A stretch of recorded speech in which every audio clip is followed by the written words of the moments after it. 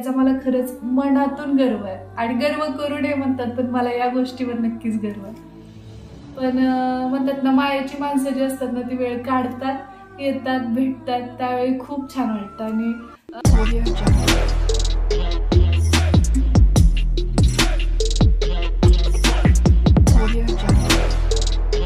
Hi hello नमस्कार, आपल्या चॅनलवरच्या आणखी एका नवीन व्लॉगमध्ये मी वर्षा तुमचं अगदी मनापासून स्वागत करते. आज जरा असं बरं वाटतंय, त्यातल्या त्यात कालच्यापेक्षा रिलीफ आहे. सो एक कॉल आला होता ताईंचा, ज्या SRPF मध्येच त्यांचे मिस्टर आहेत आणि आमच्या गावाकडचे आहेत, मेन म्हणजे गाववाले आहेत आपले, तर ते येणार आहेत. तर ते आल्यानंतर हा व्लॉग मी कंटिन्यू करेन, भेटण्यासाठी येतात. दुसरी महत्त्वाची गोष्ट म्हणजे मला खरंच खूप कौतुक वाटलं. त्या म्हटलं की ताई स्वयंपाक करू नका, तुमच्यासाठी स्वयंपाक बनवणार आहे म्हणून. सो डब्बा घेऊन येते. तर खूप भारी वाटलं. बघूया आता आल्यानंतर दाखवते कोण आहेत काय, तर त्यांना कन्व्हिनियंट वाटलं तर ब्लॉग करेन. तर बाहेर पाऊस प्रचंड येतोय. आज थोडंसं केस वगैरे विंचरलेत, जरा बरं वाटतंय. म्हटलं जास्त पण असं गबाळ्यासारखं राहिलं की मग ते आजारीवाली फिलिंग आणखी जास्त व्हायला होते. खूप मोठा पाऊस येतोय, बघू शकता तुम्ही बाहेर. एक मिनिट बॅक कॅमेऱ्याने दाखव.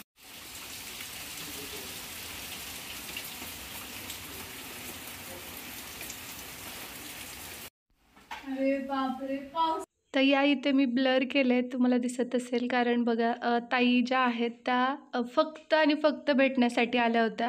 त्यांची इच्छा होती की व्लॉग अजिबात करायचा नाही, कारण की व्लॉगसाठी मी आले नाही तर तुम्हाला भेटायला मी आलेली आहे. त्यामुळे मग म्हणजे मी आजारी होते म्हणून डब्बा घेऊन त्या आलेल्या आणि त्यांचे मिस्टर पण सोबत आले होते. तर त्यामुळे मी खास त्यांच्या आग्रहाखातर ब्लर केलेला चेहरा आणि आवाजसुद्धा म्यूट केलेला. तर या इथं मी चहा ठेवते त्यांच्यासाठी. आणि खरं सांगायचं म्हणजे मला हा व्लॉग तुमच्यासोबत शेअर करण्याचं एकच रिझन आहे की म्हणजे बघा किती निस्वार्थी प्रेम असू शकतं किंवा निस्वार्थी मैत्री असू शकते. बरेचसे जण प्रमोशनसाठी असेल किंवा प्रेमानेसुद्धा असेल तर बोलवतात किंवा येतातही घरी, पण त्यातल्या त्यात कसल्याही प्रकारचा स्वार्थ नसताना म्हणजे व्लॉग वगैरे काहीही घ्यायचं नाही, फक्त तुम्हाला भेटायचं आहे, तुमची तब्येत कशी आहे आणि त्यासाठी मी आलेली आहे. आणि ते पण नॉनव्हेज वगैरे बनवून त्या डब्बा घेऊन आलेल्या. तर ते माहीत नव्हतं की डब्यामध्ये काय आहे ते, आणि श्रीचं चाललं होतं की नाही मीच चहा देणार मग त्यांना म्हणून. तर आतमध्ये ते बसले होते हॉलमध्ये आणि श्री चहा घेऊन गेलेला, पाहत असाल तुम्ही. आणि या इथं आता टिफिन दाखवते तुम्हाला काय काय आणले ते तुम्हीच बघा. खरं म्हणजे माझा जो पहिला व्लॉग होता, मी आजारी पडलेले, त्यानंतर नेक्स्ट डेला श्री मला भरवत होता, तर तो व्लॉग पाहिला त्यांनी. आणि मेन म्हणजे हे आल्यानंतर मी ते व्लॉग सगळे अपलोड केले होते फॉर सिक्युरिटी पर्पज, पण त्यांना माहिती नव्हतं. तर त्या म्हटल्या की कधी बनवणार काय म्हणून, मग टिफिन घेऊन आल्या होत्या. तुम्ही पाहू शकताय एका डब्यामध्ये राईस आणलाय. मुळात मला तुम्हाला सांगायचं एवढंच की डब्यात काय आणलं किंवा नुसतं जरी तुम्ही भेटायला आलं तरीसुद्धा त्या भावना खूप निखळ निर्मळ असतात. आणि गावाकडची आठवण आली लिटरली की भाकरी वगैरे त्यांनी बनवून आणल्या होत्या.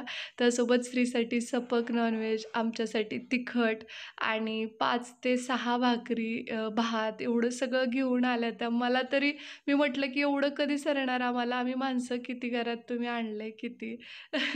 आणि खरंच म्हणजे काय बोलावं असं झालं मला. म्हणजे निशब्द होतो आपण कधी कधी. आपण कितीही बडबडे असलो तरी कधीही काहीही शब्द सुचतच नाहीत. ती स्टेज काय असते ते मी आज पहिल्यांदा अनुभवलं. आणि त्यांचं म्हणणं होतं की बाहेर पाऊस पडतोय तर हे सगळं एकदा गरम करून मगच खा, थंड नका खाऊ. आणि हो, पडत्या पावसात त्या आल्या होत्या, ते एक सांगायचं राहूनच गेलं. तर बघा एक ताई ज्या खूप जास्त म्हणजे एक ताई म्हणण्यापेक्षा आपल्या गाववाल्याच आहेत त्या. आणि आपलं म्हणजे मराठवाड्यातले आहेत, त्यातल्या त्यात आमचा जिल्हा एक आहे, माझ्या माहेरचा आणि त्यांच्या सासरचा. आणि त्यामुळे मग एक वेगळी बॉन्डिंग असते बघा.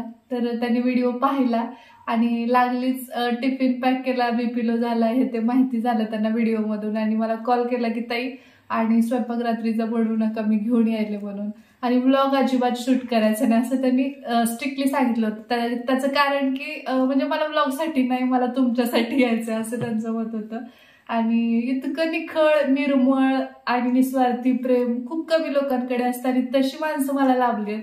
त्याचं खरंच मला कौतुक वाटतं. जस्ट आत्ता गेलाय आणि त्यांनी काय काय बनवून आणलं दाखवते तुम्हाला. श्री जेवलाय ऑलरेडी.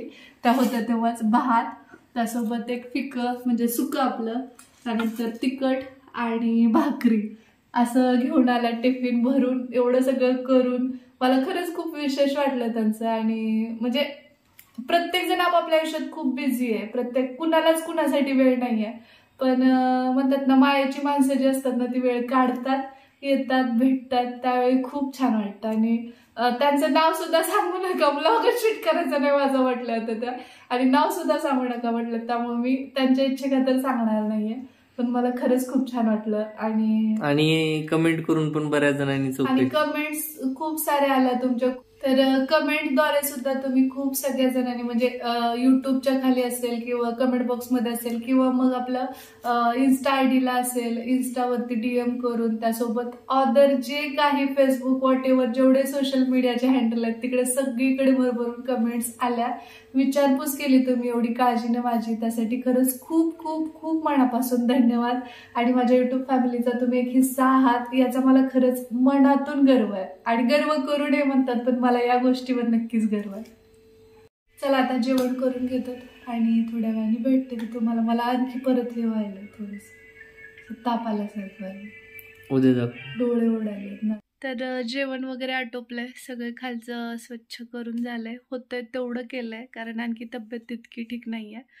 तर कसा वाटला तुम्हाला आजचा ब्लॉग ते कमेंट बॉक्समध्ये सांगा.